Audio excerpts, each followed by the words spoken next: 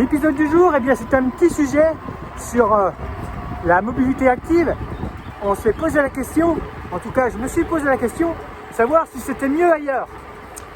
Des fois à Besançon, on se dit qu'on est mal loti, que c'est certainement beaucoup mieux ailleurs.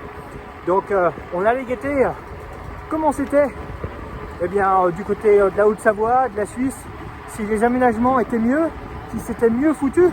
Alors ailleurs c'est quoi? Nous on roule essentiellement sur Besançon, en intramuros, de temps en temps un petit peu côté Grand Besançon. Et c'est vrai qu'en termes d'aménagement, on a, comme celle-ci, vraiment des voies vélo qui sont dédiées, où on est loin des voitures, entre guillemets, loin, il n'y a pas de contact physique proche. La rocade est juste derrière, mais ça permet de rouler en toute sécurité. Et malheureusement, des axes comme ceci, il y en a beaucoup trop peu. Alors, on est souvent avec les voitures, avec aucun élément physique qui nous sépare en termes de hauteur, de niveau de route. Souvent juste une bande de peinture. Et en termes de sécurité, une bande de peinture, ça ne fait pas tout. Du coup, on s'est posé la question de savoir si c'était mieux ailleurs ou pas. Alors ailleurs, on s'est intéressé lors d'un de nos petits périples en bikepacking où on s'est fait Besançon, pays de Savoie.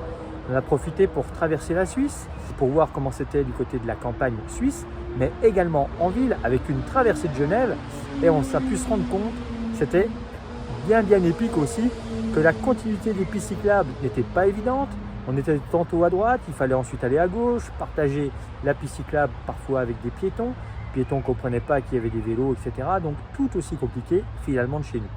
Par rapport à la signalisation, à Besançon, on a la chance d'avoir tout ce panneautage M12 avec quasiment 400 panneaux qui va nous permettre d'avoir beaucoup plus de fluidité et de sécurité dans nos déplacements.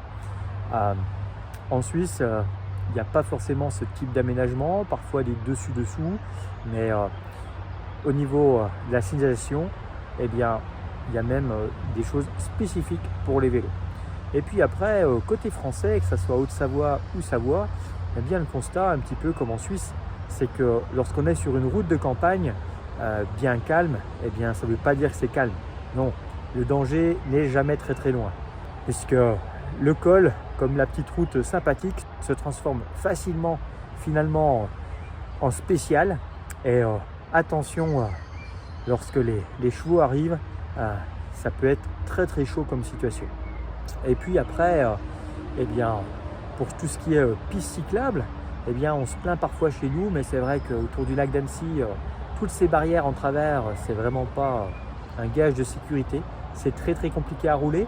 Ça nous rappelle un petit peu ces poteaux en bois qu'on a par chez nous en plein milieu des pistes cyclables pour soi-disant empêcher les voitures de les emprunter, mais ça n'empêche de toute façon rien du tout. Je pense pas que les voitures, si elles avaient envie de se garer sur une piste cyclable, c'est pas ce qui les gêne, puisqu'on voit régulièrement des voitures garées sur les pistes cyclables. Et puis par rapport aux autres aménagements plutôt touristiques, tout le monde se cherche un petit peu avec des zones spécifiques pour poser les vélos, les antivolets, faire le plein d'eau ou pas, puisque malheureusement bien souvent l'hiver et même l'hiver agrandi, les robinets sont fermés et trouver de l'eau reste très compliqué un petit peu partout. À part les cimetières et les terrains de foot, trouver de l'eau potable s'avère finalement ce qui est le plus compliqué lors d'un voyage à vélo. Donc pour l'instant, on ne peut pas vraiment dire que sur le centre Europe, il y a des pays, des régions qui sortent du lot, chacun se cherche, tout est un petit peu en développement, en travaux. Je pense que par contre, si on va du côté des Pays-Bas, là on serait agréablement surpris avec des vraies infrastructures qui permettent une bonne fluidité à vélo et surtout un maximum de sécurité, parce que c'est ça le plus important à mon avis quand même, c'est la sécurité. Aujourd'hui, tous les problèmes qu'on peut avoir en ville sont généralement dus à l'incivilité, les refus de priorité, les feux rouges, les stops qui sont grillés, ou encore l'excès de vitesse. Beaucoup de zones 30 où ça roule à 60, 70, 90, voire plus. Et lorsqu'en vélo, on est à 20-25 km/h et qu'on vous frôle à 80 km/h dans une zone 30, il y a moyen de prendre un petit peu les nerfs quand même. Ou alors quand vous arrivez dans un rond-point et que vous avez une voiture en face à face qui a pris le rond-point à l'envers, là, ça reste quand même des situations très tendues. Enfin,